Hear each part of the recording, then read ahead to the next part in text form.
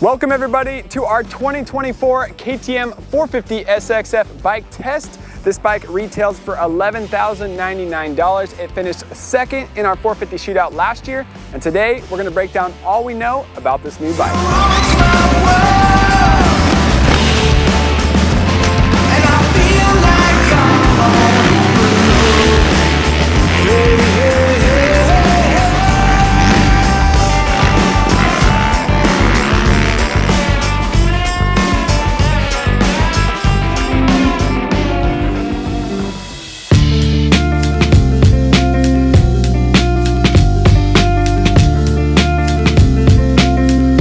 So the 2024 KTM 450Sxf hasn't got any major changes. There's only really two differences between this bike and last year's bike. I guess three if you count the price. This bike is $200 more than last year. I mentioned it was $11,099.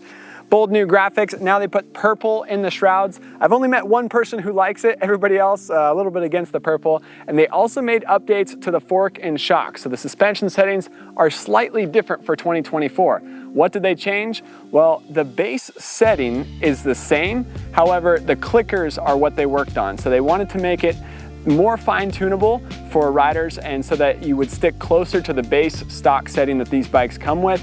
So now when you make a click, it won't make as big of an adjustment as it does on the 2023 model. KTM WP, they thought that riders were making clicks on their compression and rebound on their forks and on their shock, and they were able to go too far south or too far north with their compression and rebound, and they want them to be a little more central and a little more fine-tune ability, and so you can really work on your suspension and make it good for you. So WP, they said, guys were going way out in the woodworks with their suspension settings. Let's bring them back in, make it less tunable, less of a change, but more of a fine-tune ability. So kind of an interesting change, not a big update. Overall, the rest of the bike is the same. This bike was all new in 2023, and that's what we have to work with on this bike.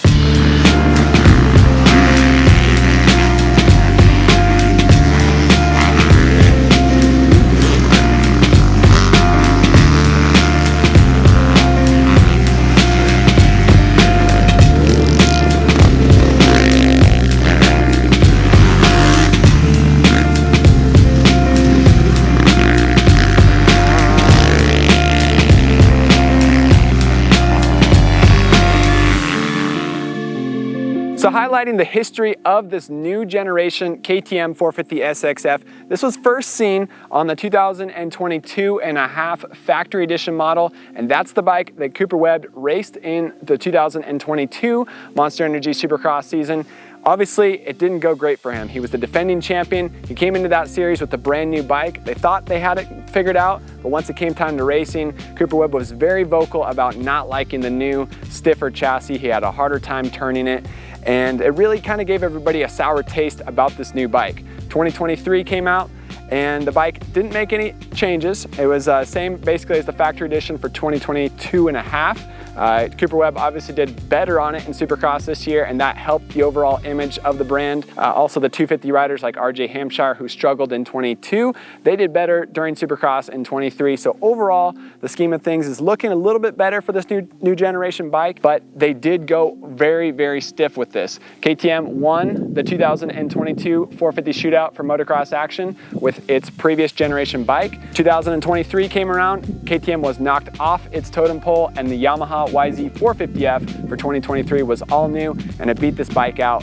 Now, this bike hasn't had any major changes like I just mentioned, but we do have lots of articles in our magazine on our website and lots of videos where we highlight in depth the details about the changes on this bike. We talked to Roger DeCoster in one of the videos. He talked about the details of it, but the overall synopsis of it, this frame is quite a bit stiffer. The engine has a lot more horsepower, a lot more grunt. This thing now peaks out at 59 horsepower. It's the fastest bike in the class, almost cracking 60 horses. And the suspension is quite a bit different. The forks are very similar, but the shock is all new. It's a little bit of a shorter shock. It comes with a new subframe to match the frame, new swing arm, and the biggest difference is that this bike rides a lot taller in the rear end. So you compare it to the previous generation KTMs of 22 and prior, or even the 2023 gas models, those ones rode quite a bit lower in the seat on the track. Now the seat height stands up a lot taller, and it's definitely something to get used to when riding the new bike.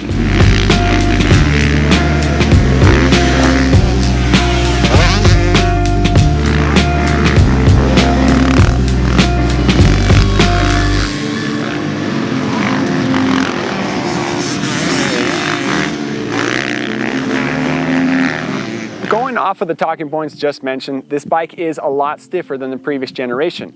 Today, we started out with 2 hours on this chassis and engine. We ended the day with just over 3 hours, so a little bit of an hour of riding today. Very, very stiff, very rigid, and very harsh in the bumps here at Glen Helen. The track was actually pretty technical today. Some of the corners, they ripped deep and got some good ruts in them. Some of the corners that weren't ripped very deep, they were dry, skatey, hard packed, and the track was pretty difficult for us here at Glen Helen today, but it was fun. It was still a good training day and a good day of riding. This bike, like I mentioned, very, very harsh. However, I'm not sweating bullets though. Why? Because I know what this bike is like after 10 hours. We talked about it last year in our videos, we talked about it in our articles. The new KTM and even Husqvarna and now the upcoming gas models with this all new frame need some extra time to break in, especially the heavier and stronger and faster 454 stroke models. 10 hours is the sweet spot, and this bike continues to get better after that. Even the WP Exact Air Forks, they get better with more time on them as well. For example, today we had our 2023 test bike. It's the same bike that I raced at the Paula National in 2022 at the end of the summer. Josh Mosiman raced it at the Hangtown Amateur Day this year and at the Thunder Valley Amateur Day. We used it in our 450 shootout. The bike has over 50 hours on it. We rode back to back that bike and this bike, 23 to 24, and it's, I would say, about 30% more compliant on the new bike, or sorry, the 2023 bike than this 2024 was. Josh Mosiman and I went back to back. He's one of our test riders. He's got a lot of experience on that bike, and we both felt that that one was more compliant, more rider friendly, and a lot smoother over the bumps. It soaked up the bumps, especially the harsh, edgy chop here at Glen Helen today. It was able to go through the bumps rather than deflect off of the bumps. Some of our test riders were pointing out the suspension settings, but really we can't worry about this bike too much until we get 10 hours on it. I know a lot of people who have bought this bike. They bought either the factory edition or the 2023 model, and they sold it before they even got 10 hours on it because they didn't call me. If they would have called me, I would have given them the rundown, but lots of people have sold their KTMs before they get 10 hours on it, and obviously it's a flaw that the new bike takes so long to get broken in, but it's just the hard truth. And if you have this bike and you're scared about the suspension and you're not comfortable with it, make sure to put at least 10 hours of good solid riding on it, and then you'll start to feel comfortable after that. Yes, like I mentioned, it is a flaw. The KTM is very stiff from the start, stiff off the showroom floor. Yamaha, Kawasaki, Honda, not as stiff off the showroom floor, a lot easier to feel comfortable on in those first couple hours. Yes, they need some time to break in, but not 10 hours like this bike needs.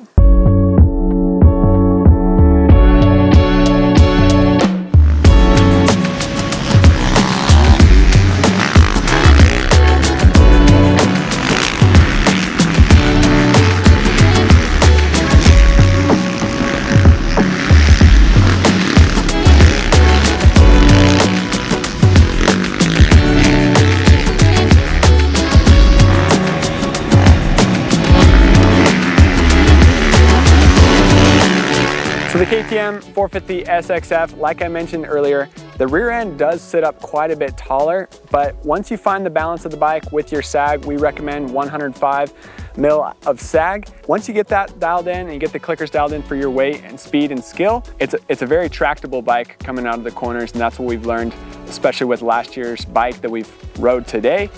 Tractable bike, it comes out of the corners well. The front end, it was deflecting a little bit today, like I mentioned, a little bit harsh, but once you get into the rut, the 450 engine braking holds your front end in the rut a lot easier, and it tracks well coming out of the corners. Today I tipped over, Trevor's got it on video, and I bent the bar mount, so that is one thing.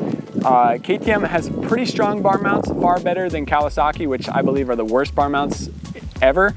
But these ones, they do bend, they do twist, but it's easy to snap them back into place. Just loosen up the triple clamps and wiggle them back and forth a few times until you get them back straight. So That was one thing today, but like I mentioned, the taller seat height, that is a big difference. Once you get used to it though, it does help with the rideability. I got to ride the 2022 back-to-back with the 2023. I was really surprised how much less hand feel I had on the 23 through the chop coming into corners. The rear end, the way this frame and subframe and shock are designed, the shock isn't connected to the top tower of the frame, so it helps take away some of the vibration and especially help your hands on these ODI lock-on grips. So that's one thing about cornering. I like this bike in the corners. A lot of our test riders feel very comfortable on it. Along with the cornering is the clutch. The Brembo clutch is the best in the class. Yamaha tried to copy KTM with their baskets, their new steel basket. It's all built out of one billet piece of steel with the primary gear made into the clutch basket. It's a thumbs up for Yamaha for doing that. Definitely adds durability, but the cable clutch on the Yamaha isn't quite there and it doesn't have the same durability that the Brembo system does on this KTM. So clutch, cornering, 2 thumbs up from MXA.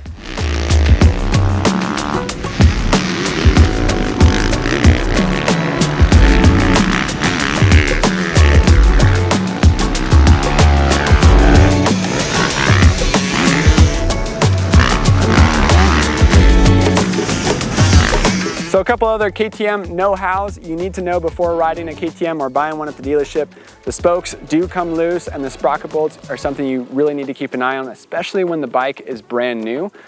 This bike, the spokes didn't come too loose today, but after the first session, had to tighten up quite a few of them. That's something you have to keep an eye on a KTM model. The new start and kill switch button, as well as the map switches, keep them away from water. Don't pressure wash and just spray directly into the electronic suite right here. That's any bike you have, you don't want to directly spray it with your power washer, but especially KTM. We've heard of bikes, not ours particular, but we've heard of other bikes that have had shorted out the ECUs because of water getting into the electronic suites. So keep that out of the pressure washing area. The new radiator cap, it's a plastic cap. It has been known to come loose on a couple of our test riders, so keep an eye on that. That was definitely a downgrade. We missed the 1.8 standard metal radiator cap that came on the previous generation bikes. Also, air forks. You gotta keep an eye on your air pressure. Your air pressure is your spring rate. Today we ran stock air pressure at 10.7. At Glen Helen here, because it's choppy and it's a little more dry and hard packed today, we didn't have super deep ruts or super deep straightaways coming into corners. That lower air pressure was good for us today. Also, you can go, we ran the stock clicker settings as well today for us. If you're gonna go to a steeper, sandy track or something that's got a lot more traction, you're gonna have to go in on the clickers.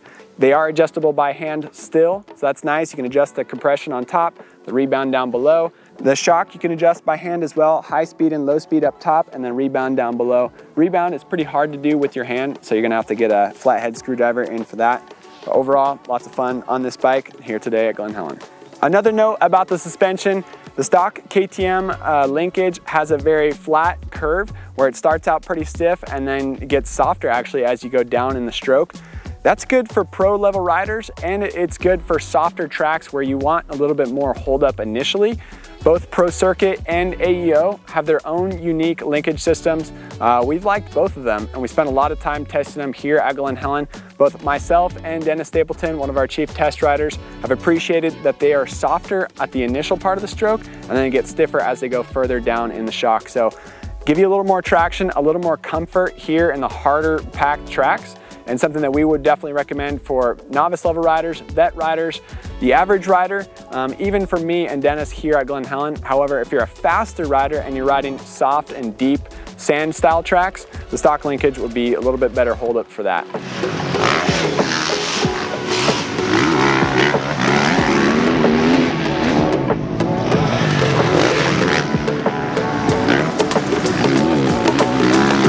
I should also mention about the map switch that this bike comes with map 1 and map 2, white and green. It also comes with quick shift and traction control. Today we used map 1. I used map 1 personally. A couple of other riders tried map 2. The difference between map 1 and map 2 is a double thumbs up. You get a pretty good difference and a lot more snap coming out of the corners with map 2. It's a little bit more fast, a little bit faster, a little more exciting. Today with the track being a little more on the dry side, I was happy with map 1, the more mellow and standard map.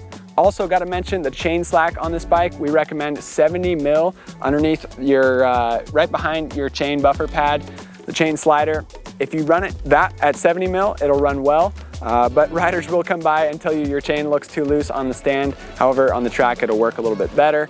It's also been known to wear out the chain buffer pad if you run closer to a 50 or 55, 60 mil. What would be standard 3 fingers on a previous generation KTM is too tight on this new bike. So that's a couple of notes. Also, this bike weighs in at 229 pounds. So last year it did jump up on the scale. That was something we didn't appreciate about the new bike. However, comes with the territory and comes with all the new parts that they added on this thing. So long story short, lots of fun today. I thought this bike was gonna come with the Dunlop MX-34 tires, the brand new tires. Still comes with MX-33s. Can't complain about those either though, still appreciate those tires. Good times riding today on the KTM 450. Thank you guys for tuning in to this video. Be sure to check out Motocross Action Magazine at your local newsstand or subscribe to it, $25 for the year, and we give you a free $25 e-gift card to shop with Rocky Mountain ATV MC online. It's a win-win. Also, motocrossactionmag.com, our website, and subscribe to us on our YouTube channel to stay up to date with more videos. We got 2024 KTMs rolling in early this year, and we have more 24 bike coming in the future.